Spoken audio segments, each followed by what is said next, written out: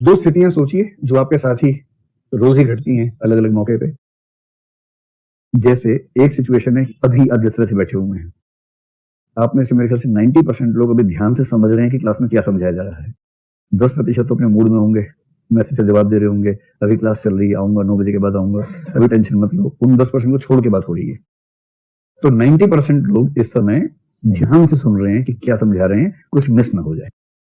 तो इस समय आप लोग देखो सो रही हैं आराम से, इसका मतलब इसमें प्रोसेसिंग चेंज हो गई है। ये होता है, सामान्य लक्षण है। अभी अब कोई सोएगा भी नहीं, अब सब डर गए ना। जिसने उबासी ली ना उसको गाना सुनवा लूंगा यहाँ बुला के, ध्यान रखना।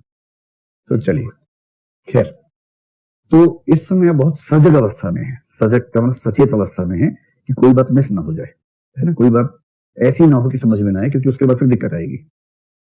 इस प्रोसेसिंग को बोलते हैं सिस्टमेटिक प्रोसेसिंग। जब आप बहुत सजग अवस्था में रहते हैं, जो बातें बताई जा रही है उनमें से हर बात को तौल रहे हैं, टटोल रहे हैं। तो जो भी बात बताई जा रही है उसका मूल्यांकन कर रहे हैं, कहीं कुछ गलत तो नहीं है। गलत हो तो हाथ खड़ा करना है, तुरंत सवाल पूछ लेना है। इस मूड में भी आप हैं।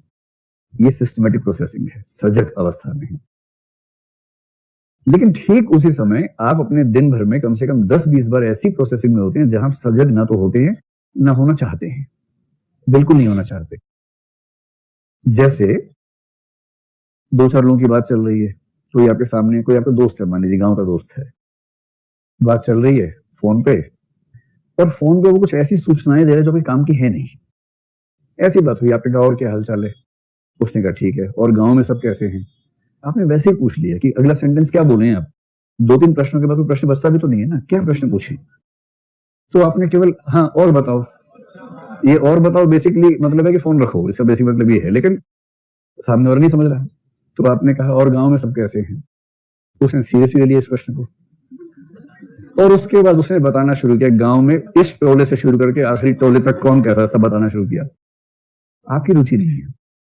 उस चौधरी साहब है ना, हाँ, जिनके 8 बच्चे हैं। अब मैं 8 को बताता हूँ कहाँ कहाँ पर है। पहला ये है, पहले का नाम ये, उसकी बहू का नाम ये, उसके 3 बच्चे, उनका नाम ये है, इस क्लास में पढ़ते हैं। दूसरा बच्चा, तीसरा बच्चा। अब ये करते हुए आप बहुत ध्यान से सुनेंगे, या फोन साइड में करके वो बासी लेंगे लंबे सी, फिर बीच में से देखते रहेंगे, फिर ऐसे कर लेंगे, फिर ऐसे ही करते होंगे ना। या स्पीकर ऑन करके साइड में फोन रख के ब्रश कर रहे हैं आराम से कि पहले निपटा ले, और जब हो गया उसके हाँ हाँ हाँ हाँ बोलो बोलो बोलो, और ऐसे करके आगे निकल गए। यही कर रहे हैं ना आप। उस समय ध्यान नहीं दे रहे, उस पर ध्यान देना चाह नहीं रहे। जिस समय आप किसी सूचना पर ध्यान नहीं देना चाहते उसको बोलते हैं ह्यूरिस्टिक प्रोसेसिंग। आप टालना चाह रहे हैं कि छोड़ो यार, क्या मतलब है इस बात का। एक तो इसलिए कि अनावश्यक सूचना है। दूसरा, ह्यूरिस्टिक प्रोसेसिंग से क्या फायदा हुआ आपको, आपकी बहुत सारी ऊर्जा बच गई। ह्यूरिस्टिक प्रोसेसिंग बचा लेती है आपकी ऊर्जा, ये बचाती है आपका समय, ये दिमाग की कोशिकाएं बचा लेती है बहुत सारी, जो फूक जाएंगी अनावश्यक सूचनाओं के संसाधन में। तो अपनी ऊर्जा और समय बचाने के लिए, जीवन को आसान करने के लिए हम जिस प्रोसेसिंग में जाते हैं उसका नाम है ह्यूरिस्टिक प्रोसेसिंग। ह्यूरिस्टिक का एक दूसरी सेंस भी आती है, इसी से लिंक है। जहां जहां सोचने से मुक्ति मिल सकती है वहां वहां आप जिस प्रोसेसिंग में, उसका नाम क्या है, ह्यूरिस्टिक प्रोसेसिंग। शॉर्टकट्स होते हैं, शॉर्टकट्स। और आप में से भी कुछ बच्चे ऐसे होंगे जो शॉर्टकट्स का इस्तेमाल करते होंगे, फिल्मों में तो होते ही है। सबसे प्रसिद्ध शॉर्टकट क्या होता है, मेरे पापा कहते थे, मेरी माँ ने कहा था, मेरी दादी जी ने मरते समय कहा था, बेटा किसी का दिल मत दुखाना, तब से किसी का नहीं दुखाए हैं। इसका मतलब अब इसका मतलब आखिरी बार, या जैसे कई घरों में मैंने ये भी देखा है कि इलेक्शन आने वाला दिल्ली में आजकल चलने लगा है, किस पार्टी कौन सी पार्टी, ये सब चल रहा है।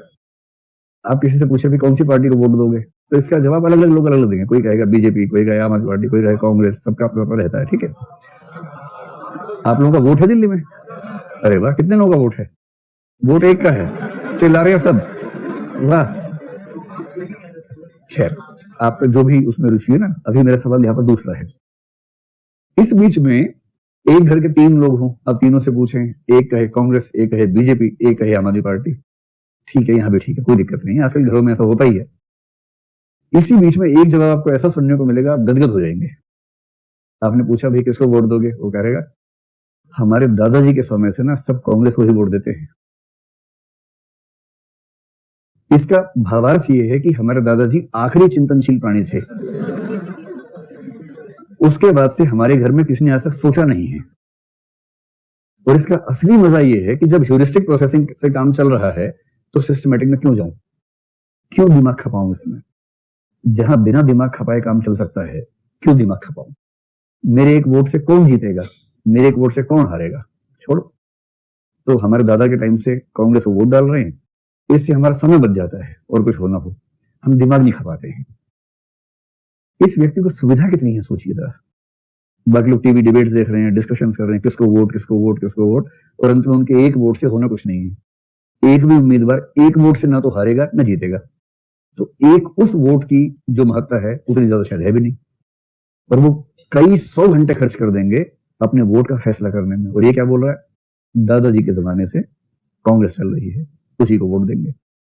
तो जब कोई व्यक्ति ज्यादा सजग होकर चिंतन करने की बजाय शॉर्टकट्स अपना ले, इसको बोलते हैं ह्यूरिस्टिक प्रोसेसिंग।